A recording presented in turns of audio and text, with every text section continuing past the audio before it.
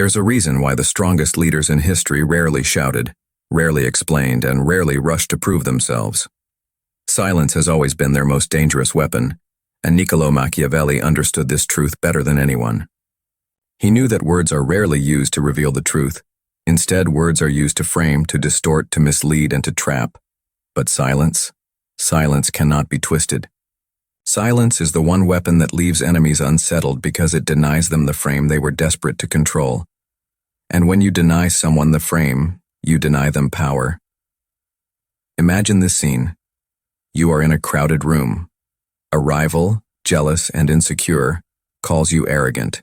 The crowd turns toward you, hungry to see how you will defend yourself. This is where the average person makes their fatal mistake. They rush to deny the accusation. They insist, "I am not arrogant. You misunderstood." They begin to talk, to justify, to over-explain. In doing so, they confirm the power of the accuser. They allow the crowd to see them as reactive. They may even be correct in their explanation, but correctness does not matter. Perception matters, and the perception created is one of weakness. Machiavelli would smirk at such a sight. He would whisper that the man who explains submits. He would remind you that the instant you rush to justify, you have already admitted that the other person's judgment has authority. You are acknowledging that their words are strong enough to demand a reply. You are bowing to the frame they set. Silence, in contrast, declares something very different. It declares your words are beneath my concern. It declares I am not on trial. It declares I am untouchable. This is why silence rattles people. Because when you do not react, they are forced to look inward, and often they begin to doubt themselves. Now let us make this more vivid. Think of the most powerful people you have ever encountered. They were rarely the loudest voice in the room. They were the ones who listened more than they spoke. They were the ones who, when insulted, simply stared or smiled. That pause, that refusal to be baited, turned the tables. Suddenly, the attacker looked desperate, emotional, and unbalanced.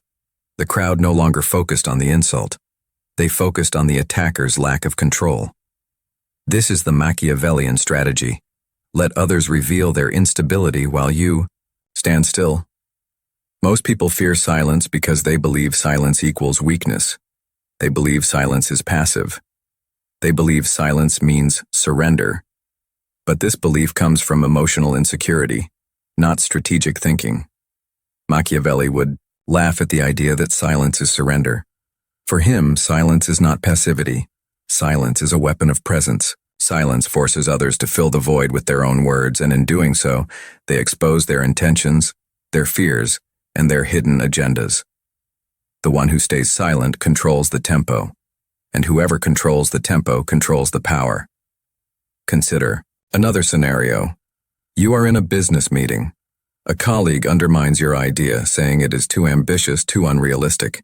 The average person defends themselves immediately, trying to justify every detail of their plan. They sweat. They stutter.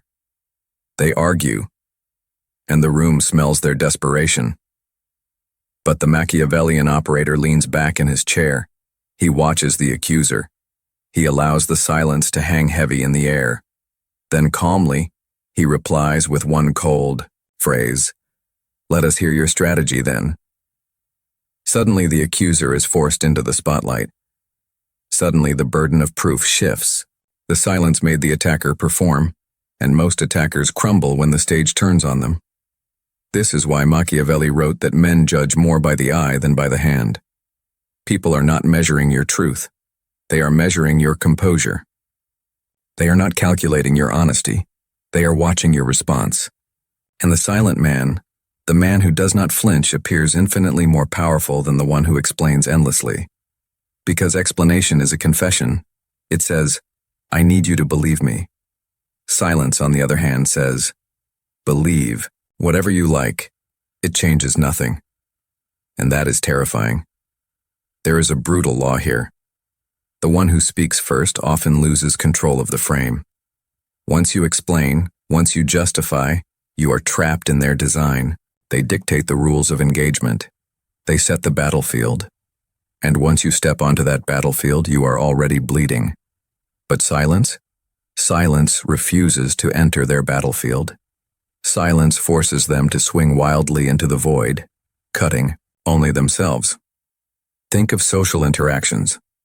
A partner says to you, "You do not care about me anymore." The average person panics, launching into endless reassurance, explanations, promises, and defenses. But the Machiavellian response is calm detachment. You let the weight of the accusation hang. You watch them, letting their own words echo back into their ears. Then, after a pause, you respond with calm neutrality. "That is not how I see it." No defense, no over-explanation, no flinching. What happens next? They begin to question themselves. They begin to wonder if they overreacted. They begin to spiral in the silence you created. You did not fight, you did not argue. You simply let their drama collapse under its own weight. Machiavelli knew this truth. People crave reaction. They survive on it. Even in conflict, reaction gives them validation. So when you withhold reaction, you deny them oxygen. You watch as they wither, as they over-explain, as they escalate in desperation. And the more they escalate, the weaker they look. Because the silent man is not performing. He is not scrambling. He is not dancing for approval. He is untouchable. You must understand that silence is not empty. Silence is a mirror. Whatever they throw at you bounces back, forcing them to face themselves. That is why silence unsettles. It forces people to live with their own words. It forces them to hear how petty, emotional, or insecure they sound when no reply comes. And the more they hear their own echo, the more their confidence crumbles. This is Machiavelli's ruthless advantage. He knew that to dominate others, you do not always need to strike. You only need to refuse to play their game. You only need to stand still while they reveal themselves. And when the crowd looks back and forth, they will see one man trembling, speaking, explaining, begging to be understood. And one man calm, composed, untouchable. And guess who they will respect? Respect is not earned through words. Respect is earned through the aura of silence. Silence is not only a weapon in public disputes. It is a tool that can be sharpened in private battles, in negotiations, in politics, and even in relationships. Machiavelli believed that the real test of a man is not how loudly he speaks, but how calmly he restrains his tongue. He knew that every word you release is a gift of information, and every piece of information given away is a potential weakness. Silence is the shield that keeps your inner world locked away from prying eyes. Picture a negotiation table. One side is eager, spilling numbers, terms, and endless justifications. They fill the room with noise because they are terrified of losing the deal. They want to convince, to prove, to secure agreement at any cost. On the other side sits the Machiavellian operator. He says little. He listens. He nods occasionally. He lets silence stretch across the room like a tightening rope. The eager side keeps talking, revealing their priorities, their weaknesses, even their fears. By the time the silence breaks, the Machiavellian has already mapped the battlefield. He knows what they cannot afford to lose, what they desperately want, and what they are willing to compromise. And when he finally speaks, his words cut with surgical precision, because they are few, deliberate, and backed by knowledge extracted through silence. Machiavelli wrote that a prince must always be a fox to recognize traps, and a lion to frighten wolves. Silence is the fox's tool. By saying nothing, you allow others to reveal where the traps are. They will confess their intentions without realizing it, trying to fill the unbearable quiet. They will show you where they fear you most. They will betray their insecurities. And once you have that map, you can roar like the lion at exactly the right moment, making your move from a position of total awareness. In personal life, silence can become even more devastating. Imagine a friend who subtly mocks you in front of others, hoping to elevate themselves at your expense. Most people laugh nervously or try to clap back with a witty insult. They try to prove they are not weak. But Machiavelli would advise the opposite. He would tell you to hold silence, to let the words float in the air unanswered. The friend begins to feel the weight of their own remark. The group looks at you, then at them, and suddenly the spotlight shifts. The silence becomes judgment, and the mocker feels small. They may even stumble, try to explain, try to soften the insult, because without your reaction, they are left exposed. You did not need to strike. They destroyed themselves. The psychology here is brutal.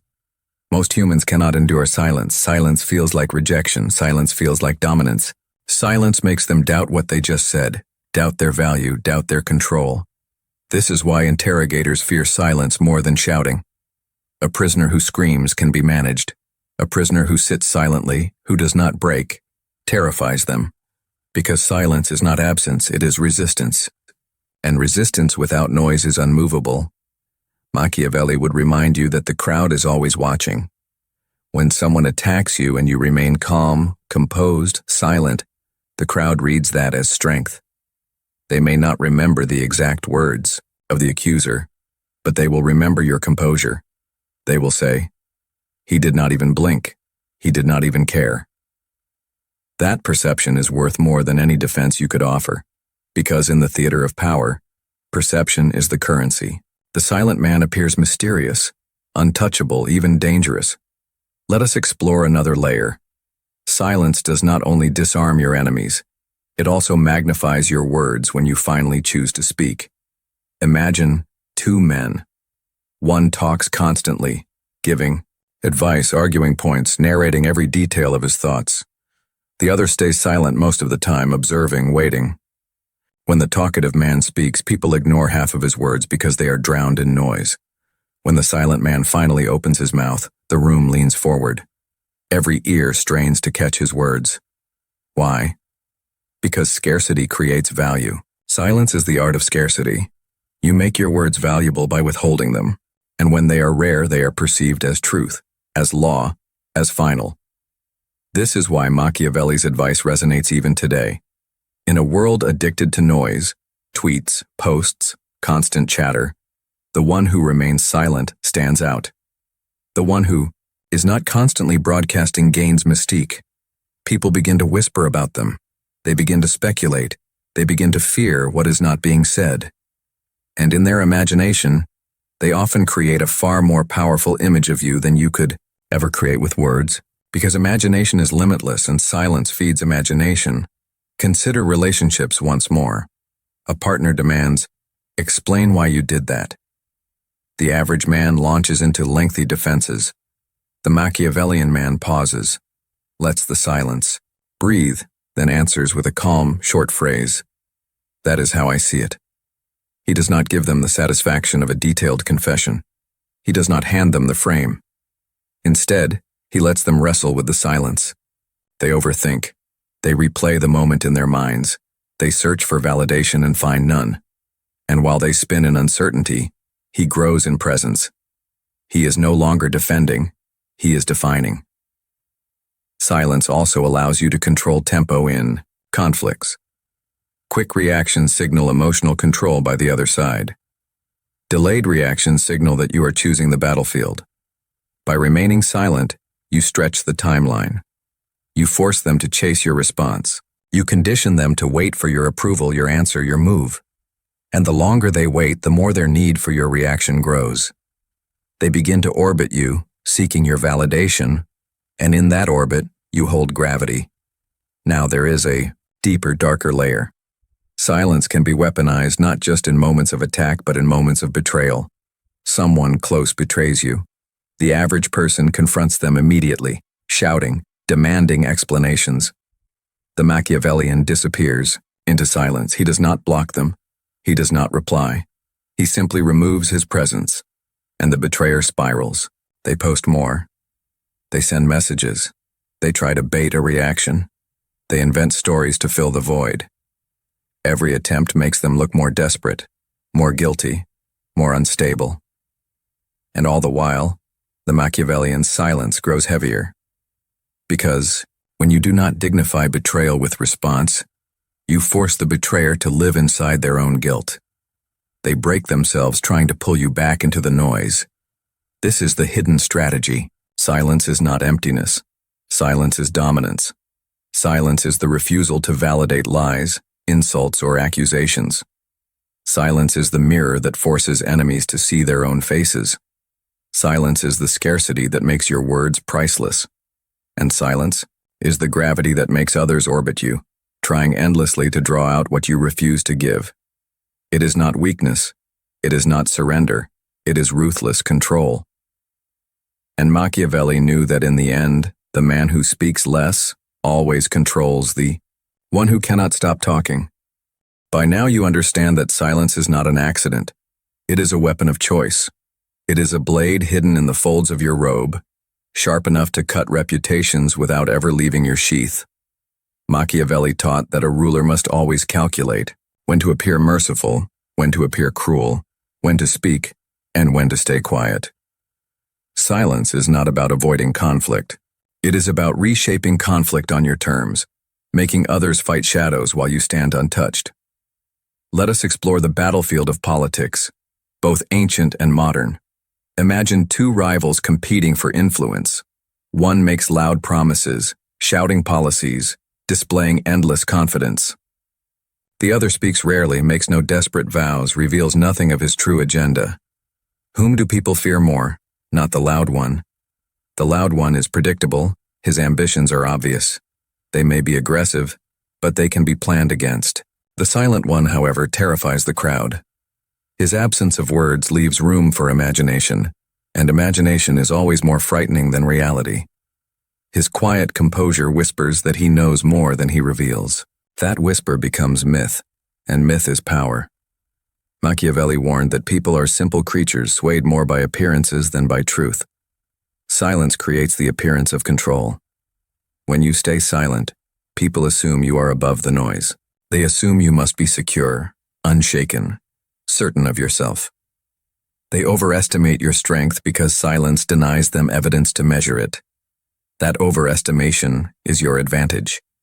Enemies fear to attack what they cannot define. They begin to hesitate. They wait for your move, but your move does not come. And in their hesitation, you seize ground without lifting a finger. Silence is also a weapon of revenge. The average man seeks immediate retaliation when wronged. He shouts, argues, demands justice. Machiavelli would laugh at such predictability. He would say, "Why give them the satisfaction of your anger?" The Machiavellian way is to delay. You stay silent, letting your enemy relax, letting them believe you have forgotten. And then, at the precise moment when they feel safest, you act. Silence becomes a cloak that hides your blade until it is too late. The delayed strike lands harder than 1,000 angry words ever could. There is also the silent withdrawal, a strategy colder than open confrontation. Someone disrespects you repeatedly. Instead of endless defenses or heated fights, you begin to fade. You stop giving them energy. You stop acknowledging them. You stop speaking to them at all. You do not even announce your departure. You simply disappear. This is not avoidance. It is psychological warfare. The absence you create becomes a wound. They cannot heal. They replay every word, every action, wondering where they lost you, desperate to explain, desperate to fix. But you give them nothing. And in that nothing, they collapse. Machiavelli would call this necessary cruelty, the art of punishing without touching. Consider how silence works online in the digital age. Everyone shouts opinions, argues in comment sections, rants on social media. The silent figure stands apart. He does not explain himself. He does not defend himself. He lets accusations hang unanswered. And because he says nothing, his critics talk more. They rant. They overexpose. They sound unhinged. The crowd begins to shift, asking, why is he still calm? Why is he not responding? Slowly, the accusers lose credibility, and the silent one gains an aura of power. This is narrative dominance. You do not fight for the frame. You force others to destroy themselves inside it. Now imagine using silence in leadership. A leader, faced with chaos, does not shout louder than the storm. He sits still, calm, steady. His soldiers look at him and think, if he is calm, we can be calm. His silence is contagious, spreading strength through the ranks. The loud commander may inspire briefly, but the calm one builds lasting fear and respect. Machiavelli believed, "It is better to be feared than loved if you cannot be both." Silence builds fear more effectively than speeches, because fear thrives in the unknown. Silence is also a tool of mystery. Every human being is drawn to puzzles. If you reveal yourself completely, people grow bored. If you explain every action, they feel they own you. But if you remain unpredictable, if you leave gaps, if you let silence speak for you, people become obsessed. They study you. They analyze your every gesture. They orbit you, trying to decode what you refuse to explain. And that obsession gives you influence. Because the more someone thinks about you, the more control you hold over them. Machiavelli understood that confusion breeds curiosity, and curiosity breeds control. Let us push this further. Silence can even turn insults into weapons against the attacker. When someone calls you manipulative, you smile faintly, say nothing, and watch them scramble. They expected protest, denial, outrage. Instead, they find silence. Their confidence begins to erode. They begin to wonder if perhaps they went too far. The crowd begins to judge them for overreacting. Without saying a word, you made them carry the burden of their own accusation. This is power judo. They swing at you, and your silence lets them fall under their own weight. Finally, let us reach the highest level of silence. Aura. At this stage, you do not merely use silence as a tactic. Silence becomes who you are. People hesitate before speaking your name. They lower their voices when they talk about you. They do not challenge you openly, not because of what you said, but because of what you did not say. Your silence becomes myth, a legend others whisper about. You have built an aura so heavy that your enemies destroy themselves by imagining battles that never happened. That is the end game of silence. You no longer defend. You no longer attack. You simply exist, and your existence alone commands respect. Machiavelli would tell you that power does not belong to the loudest voice. It belongs to the one who can remain silent while others tear themselves apart with words. He would remind you that the less you say, the more people imagine. And imagination, left unchecked, is the most powerful weapon of all. So the next time you are attacked, insulted, or betrayed, remember this. You do not need to respond. You do not need to defend. You only need to let the silence burn. Because silence is not emptiness. Silence is power. And when wielded with patience and precision, silence makes you untouchable.